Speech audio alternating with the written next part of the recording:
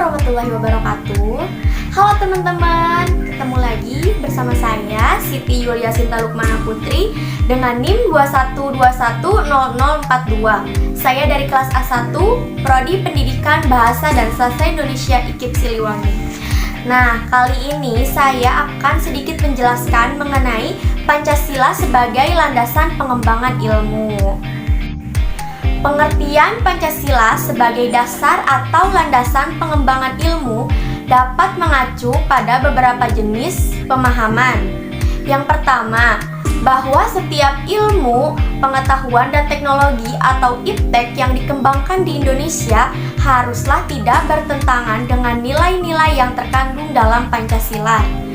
Lalu yang kedua, bahwa setiap iptek yang harus dikembangkan di Indonesia harus menyertakan nilai-nilai Pancasila sebagai faktor internal pengembangan iptek itu sendiri.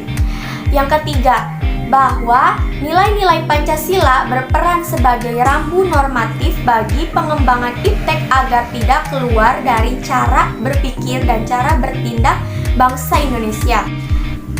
Lalu yang keempat, bahwa setiap pengembangan iptek harus berakar dari budaya dan ideologi bangsa Indonesia sendiri, atau yang lebih dikenal sebagai istilah indigenisasi ilmu atau mempribumikan ilmu.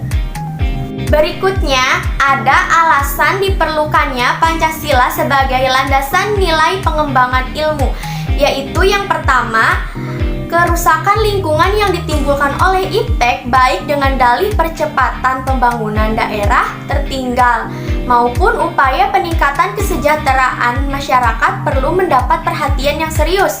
Contohnya, seperti penggalian tambang batu bara, minyak, biji besi, emas, dan lain-lain. Dengan menggunakan teknologi canggih mempercepat kerusakan lingkungan.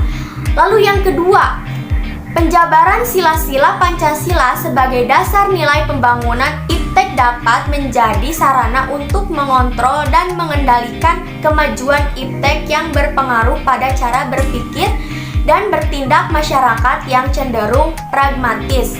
Artinya, pembangunan benda-benda teknologi dalam kehidupan masyarakat ini yang telah menggantikan peran nilai-nilai luhur yang diyakini dapat menciptakan kepribadian masyarakat Indonesia yang mewakili sifat sosial, humanis, dan religius.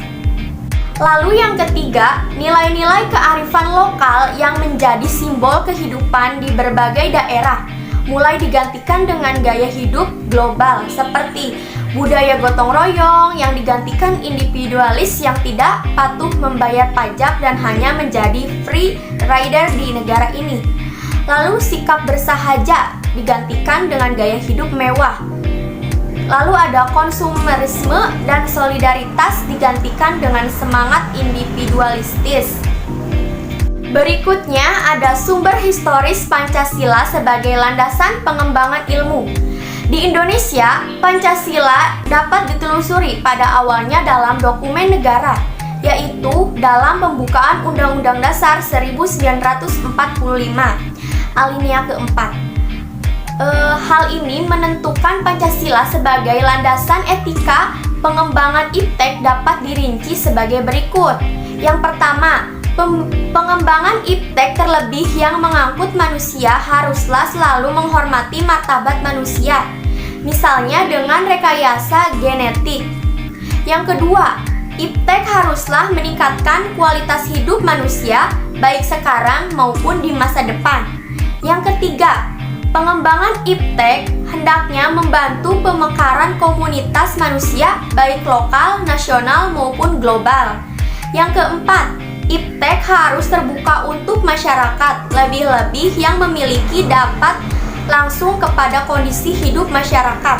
Yang kelima, iptek hendaknya membantu penciptaan masyarakat yang semakin lebih adil.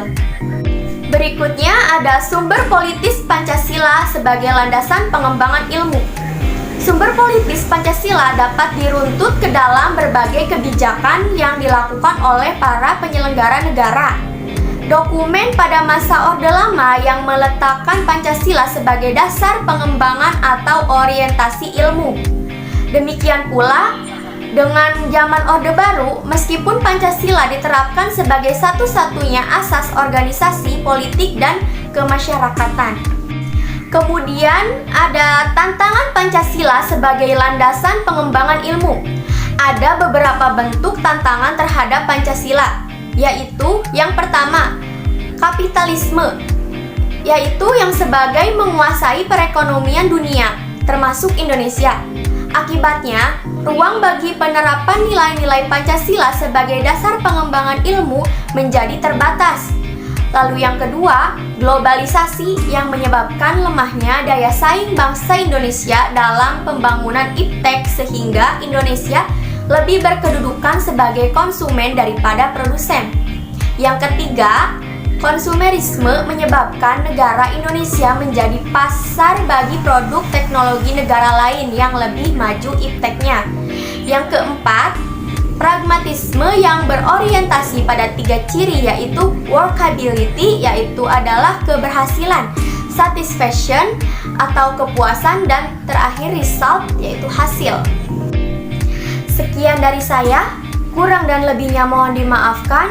Wassalamualaikum warahmatullahi wabarakatuh. Terima kasih.